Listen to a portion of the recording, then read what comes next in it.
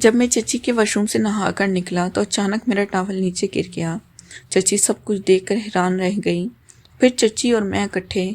میرا نام آصف ہے اور میں پاکستان کے شہر فیصل آباد میں رہتا ہوں۔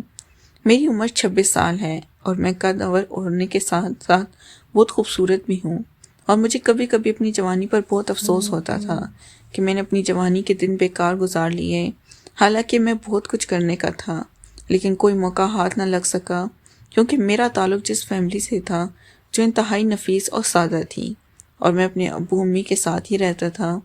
ابو کھیتی باڑی کا کام کرتے تھے اور میں ان کا ہاتھ بٹایا کرتا تھا۔ ابو لوگ 2 ہی بھائی تھے، ان کے بھائی ان سے چھوٹے تھے۔ میرے چچا مجھ سے صرف 5 سال ہی بڑے تھے۔ ان کی شادی کافی خوبصورت لڑکی سے ہوئی تھی جو کہ بہت آزاد خیال تھی۔ میں جب انہیں دیکھتا تو ہر وقت وہ تیار ہی رہتی تھی اور ان کی ڈریسنگ کافی فیشنیبل ہوا کرتی تھی۔ میں جب انہیں دیکھتا تو دیکھتا ہی رہ جاتا۔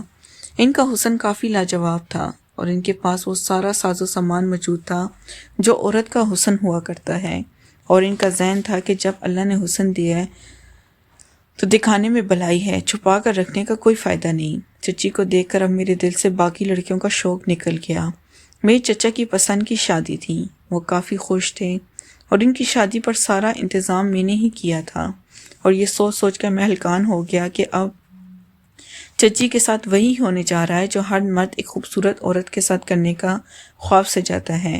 اور میں اپنے چچا کو بہت خوش قسمت سمجھتا تھا کیونکہ انہیں ایک انتہائی خوبصورت لڑکی ملی تھی، لیکن شاید قسمت کو کچھ اور ہی منظور تھا۔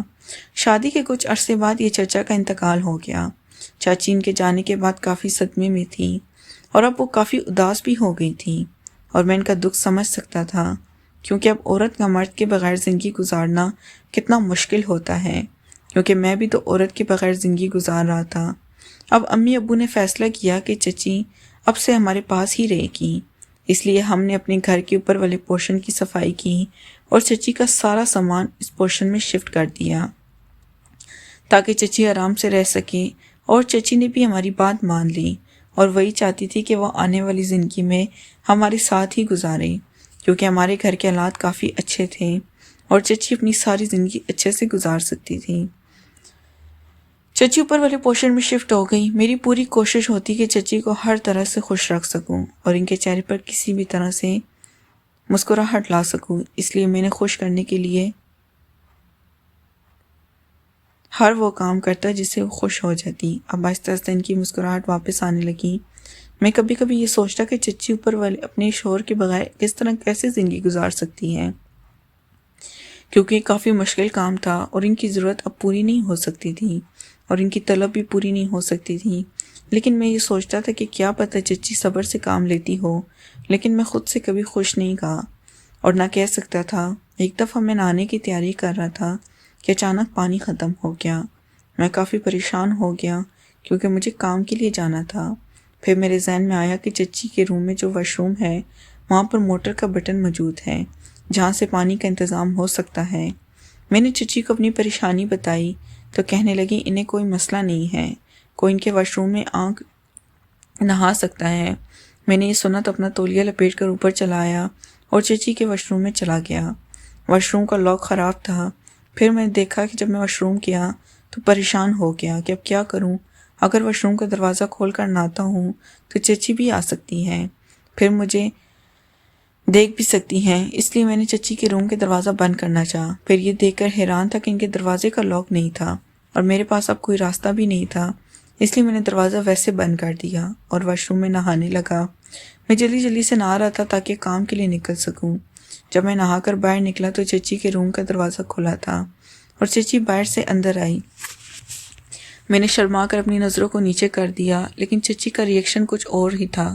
وہ مجھے تولیہ میں دیکھ کر ہنسنے لگی اور میری تعریف کرنے لگی کہ کافی زبردست باڈی ہے تمہاری۔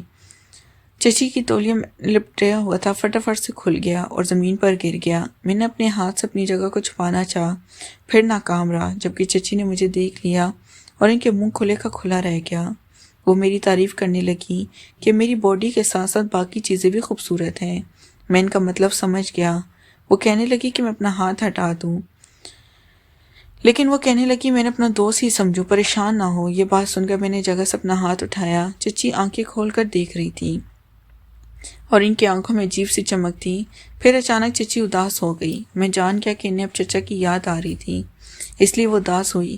ان سے پوچھا تو یہی بتانے لگی کہ ان کی زندگی کے تو سارے مزے ختم ہو گئے اور میں نے خود کو دوبارہ تولیے سے چھپانا چاہا، لیکن چچی نے میرا تولیہ مجھ سے لے لیا، جو مجھے کہنے لگی میں ان کے لیے اتنا تو کر سکتا ہوں کہ تم میرے دکھ کو سمجھ سکو۔ پھر میں چچی کی باتوں میں آنے لگا اور میرا دل مچلنے لگا۔ چچی نے میرا ہاتھ تھام کر مجھے اپنے کمرے میں لے گئی اور بیڈ پر لٹا دیا۔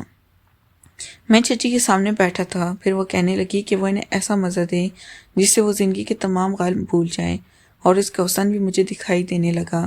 وہ کام کرنے لگی، اس کے ساتھ ہی میری سانس تیز ہونے لگی۔ مجھے کافی مزہ آ رہا تھا اور میں جان سکتا تھا کہ چچی کافی دنوں سے یہ سب چاہتی تھی، لیکن وہ کر نہیں پا رہی تھی، اس لیے ان کے اندر اب یہ تڑپ بہت زیادہ بڑھ چکی تھی۔ اور جو چیز آج مجھے بیڈ پر لٹا چکی تھی، میں نے دیکھا یہ سوچ کیا کہ چچی اب جو کرنا چاہتی ہے میں کر کے رہوں گا، پر اب میرے پاس وقت نہیں تھا کیونکہ مجھے کام پر بھی جانا تھا، اور میں نے چچی کو کہا وہ میرا انتظار کریں، میں رات کو ان کے پاس آؤں گا۔ چچی مجھے چھوڑنے کا نام نہیں لے رہی تھی اور انہیں کافی مشکل سے میں نے منایا اور کہا کہ میں رات کو ضرور آپ کے پاس آؤں گا۔ اس کے بعد میں نیچے چلا گیا۔ میرا بھی بالکل دل نہیں کر رہا تھا کہ چچی کو چھوڑ کر جاؤں، لیکن اس وقت اگر میں نہ چاہتا تو ابو سے مار پڑ جانی تھی، لہٰذا اس وقت میں وہاں سے نکل گیا۔ سارا وقت میرے ذہن بھی وہی لمحات یاد آ رہے تھے۔ اب میں چچی کے ساتھ رہنا چاہتا تھا اور میرا دل کرتا تھا کہ میں اس وقت چچی کے پاس چلا جاؤں، لیکن مجھے اب صبر سے کام لینا تھا اور میں اب رات ہونے کا انتظار کرنے لگا۔ جیسی رات ہوئی تو سب سو گئے اور میں اب چچی کے پاس چلا گیا۔ چچی بھی میرا بڑا بےتابی کے ساتھ انتظار کر رہی تھی اور مجھے دیکھ کر فوراً ہی وہ کھڑی ہوئی، میری طرف دوڑ کر آ گئی اور مجھے زور سے گلے لگا لیا۔ ایک دم سے مجھے دھکا دے کر بیڈ پر لٹا دیا اور میرے کپڑوں سے میری جوانی کو صاف دیکھا جا سکتا تھا۔ اس کے بعد ہم نے کافی دیر منہ میٹھا کیا۔ اب چچی کو صرف ایک طریقہ تھا کہ میں فوراً منزل تک پہنچ جاؤں، کیونکہ منزل بڑی دیر سے پیاسی تھی اور میں اسے مزید تڑپانا نہیں چاہتا تھا۔ چچی کی مکمل خوبصورتی کو دیکھنے کے بعد میں منزل پر پہنچ گیا اور چچی کو منزل پر پہنچا دیا، حتیٰ کہ چچی کی پیاسی منزل کو سیراب کر دیا۔ اس کے بعد چچی نے مجھے ڈھیر سارا پیار دیا اور میں نیچے اپنے کمرے میں آ گیا۔ چچی اب بہت خوش تھیں کہ انہیں گھر میں ان کی ضرورت کی چیزیں میسر آ چکی تھیں اور میری بے تاب جوانی کو بھی۔ نیکسٹ پارٹ کے لیے چینل کو لازمی سبسکرائب کریں۔ شکریہ۔